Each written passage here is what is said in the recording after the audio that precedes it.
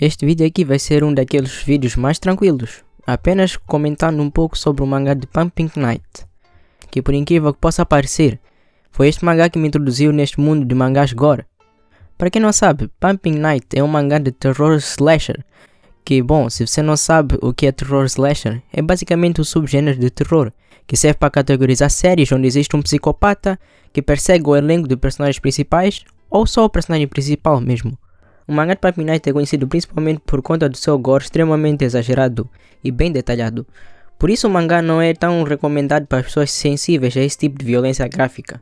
Pumping Night tende a ser apenas um mangá de terror que não se deve levar a sério, com extremos exageros, tanto nas mortes dos personagens, quanto nas expressões de medo dos próprios personagens. Pumping Night pode não ser um dos melhores mangás de terror slasher que eu já li. Na real, bem longe disso. É bem ruizinho para falar a verdade. Mas a forma caricata que a obra é escrita é o que torna o horripilante mangá de Pumping Night interessante.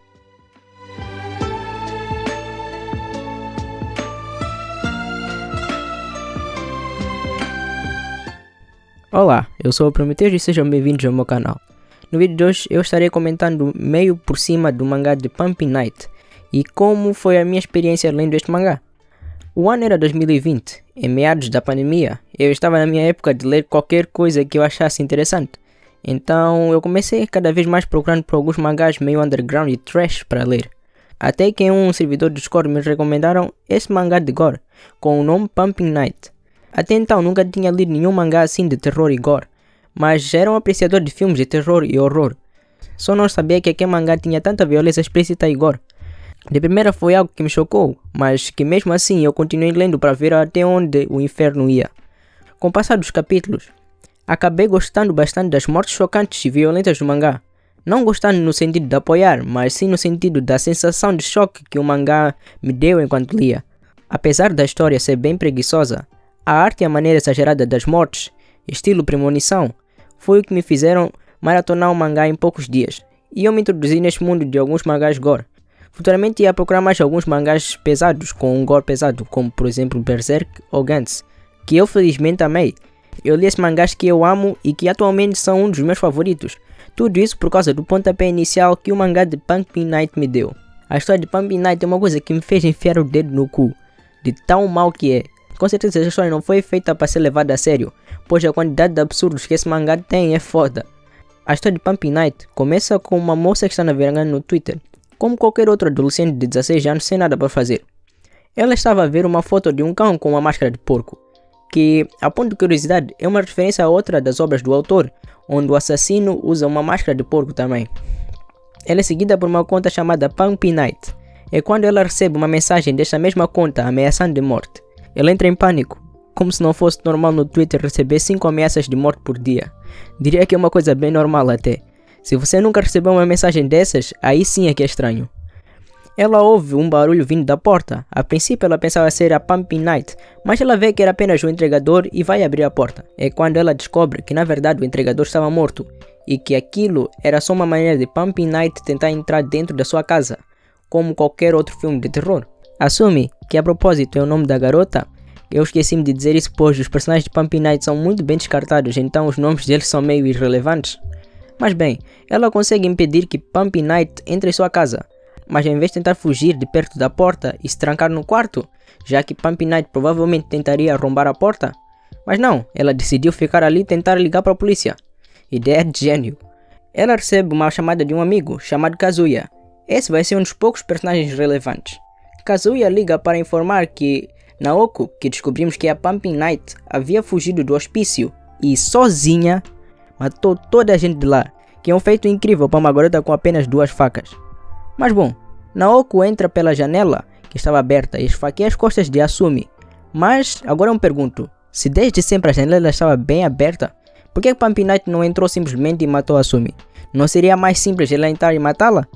Eu não vejo necessidade alguma dela fazer todo aquele drama e suspense com o pobre do entregador, sendo que ela poderia muito bem fazer isso sem precisar dele, seria bem mais fácil até. Naoko então, usando a parte de trás da sua faca, com uma coisa que parecia uma colher para tirar gelado, arranca boa parte do rosto da Asumi, retirando os seus olhos. A partir dali você entende quem é o autor desta porra. Como ele vai trabalhar com as mortes e como o gore vai funcionar. A Sumi tenta fugir de casa, porém, para o seu azar, o caminhão chega e passa pela garota, matando-a instantaneamente e deixando seu corpo completamente irreconhecível. Parece que o funeral dela terá que ser de caixão fechado. Depois de terminar o que tinha para fazer, Naoko diz para Kazuya, que estava em linha, que a Sumi estava morta e que ele seria o próximo. Depois disso, durante o velório da Sumi, somos apresentados os personagens principais. Não se apeguem muito a eles vão de arrasta para cima daqui a pouco. Descobrimos que eles faziam bullying com a Naoko antigamente. Pois, segundo as palavras dele, Naoko naquela época era uma garota muito estranha. Sendo que ela tinha apenas alguns gostos diferentes, nada de errado. Mas isso não é razão suficiente para achar que ela é estranha.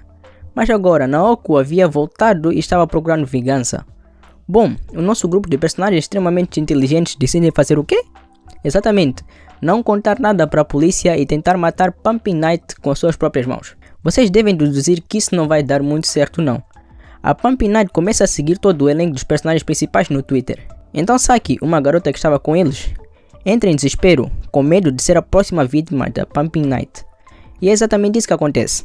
Ela com medo foge de perto dos outros e Naoko aproveita disso para pegar Saki desprevenida, começando a espancar a garota inúmeras vezes ao ponto de deixar seu rosto irreconhecível. Não bastando, ela coloca o corpo ainda vivo de Saki no caixão da Sumi, que seria levado para o crematório. Felizmente, Kazuya, por alguma razão obscura que não nos foi contada, olha para Naoko e já entende tudo aquilo que ela estava planejando. Realmente um gênio.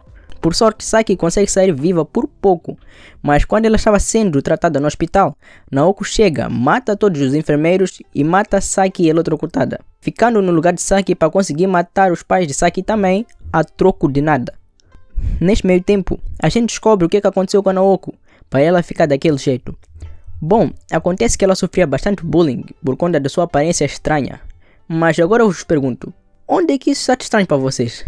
Enfim, esse bullying terminou da pior maneira possível, pois durante a festa de Halloween, Naoko foi eleita como princesa do baile e foi obrigada a usar uma máscara de abóbora. Porém, aquilo era apenas uma trollagem dos seus bullies, que dentro daquela máscara havia vários fogos de artifício, que era apenas para fazer um pequeno susto para ela, não eram os fogos de artifício que iam lhe ferir. Mas isso acabou causando um acidente, desfigurando o rosto de Naoko e a deixando doidinha. A gente também descobre que Naoko tinha meio que um caso com Kazuya, que ao contrário dos outros não fazia bullying com ela. Ele era contra isso, porém nunca teve chance de tentar parar eles. Basicamente ele fechava o cu e deixava que a namoradinha dele apanhasse. Nós descobrimos que esse mano aqui, chamado Naruto, foi o principal culpado, pois ele decidiu trocar os fogos de artifício por ácido sulfúrico.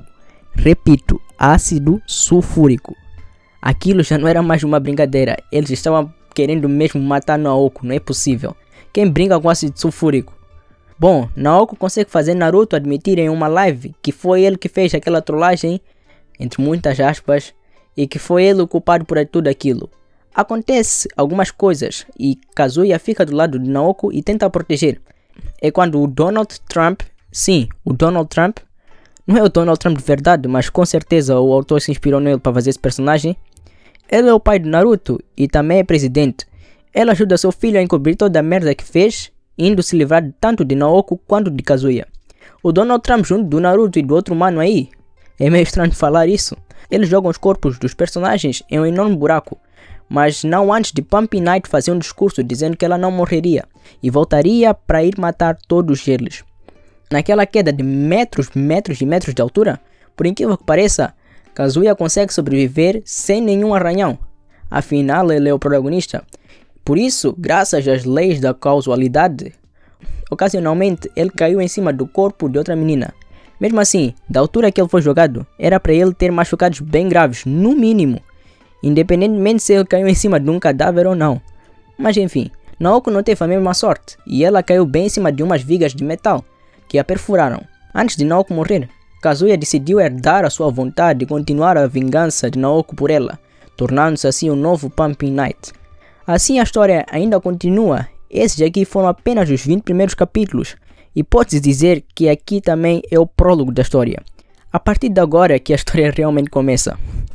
Pode parecer meio loucura o que eu vou dizer agora, mas eu acredito que depois desse arco inicial, a história de Pumpkin Night melhora. Continua sendo ruim, mas realmente melhora bastante, Por incrível que pareça, eu achei o romance entre a Naoko e o Kazuya muito fofo, apesar das suas problemáticas. Mais para frente, isso se torna até mesmo um foco principal na história. Basicamente, eu comecei lendo Pumping Night por conta do gore e das galhofas, que por ser muito exagerado conseguiam me fazer rir, e continuei lendo por conta do romance. Olha só, eu já li outras obras desse autor e todas as outras podem ser levadas a sério, porque a história se leva a si mesma a sério. Diferente de Pumping Night, vendo assim, dá para notar que a maneira que a história de Pumping Night é contada não é nada além do exagero dos clichês que temos nos filmes de terror de slasher americano. O autor vai por um caminho mais ocidental de se contar uma história de terror, diferente do terror japonês, e ele leva todas as expressões dos personagens de uma maneira exagerada possível, como se ele quisesse fazer uma sátira desse gênero de filme. Acho que a melhor coisa de Pumping Night é como o autor consegue nos chocar e nos surpreender a cada morte do mangá. A arte é super bem detalhada, isso ajuda bastante a passar essa impressão. Eu acredito que o mangá de Pumping Night não é totalmente ruim se a gente relevar a história. Essa obra é um mangá para um tipo muito específico de pessoas. Eu recomendo Pumping Night para quem é fã do subgênero slasher e não se importa com gatilhos e exageros. Não vejo tanto sentido em quem tenta caçar algo mais profundo na obra, ou quem realmente reclama do fato da Naoko matar pessoas aleatórias sem ligação a ela. Não só concordar com o que ela fez ou concordar que ela deve matar pessoas inocentes. Só acho que isso é algo que acontece em slashers. Então a obra homenageia bem esses filmes nesse quesito. Um grande exemplo disso é o próprio Jason. Ele nunca caçou as pessoas responsáveis pela sua morte, e sim as pessoas que pisavam no seu território. Em resumo, Pumping Night é uma obra slasher feita para os fãs de slasher.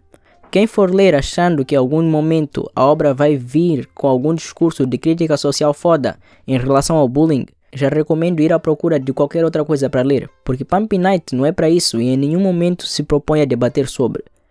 Mas bom, o vídeo vai ficando por aqui. Antes de tudo, gostaria de agradecer a todos pelos 500 inscritos aqui no canal. Já estou preparando um vídeo para a gente comemorar esses inscritos. Vai ser um vídeo com estilo edição de mangá sobre a luta do Buda versus Zerofuku. Deve sair ainda no próximo domingo. Vou tentar o máximo para terminar de editar o vídeo. Se gostaram do vídeo, não se esqueçam de deixar o vosso like. Se não gostaram, não se esqueçam de deixar o vosso dislike e comentarem aí embaixo para que eu possa melhorar. Vou dar uma de youtuber agora, então vocês vão ter que me aguentar.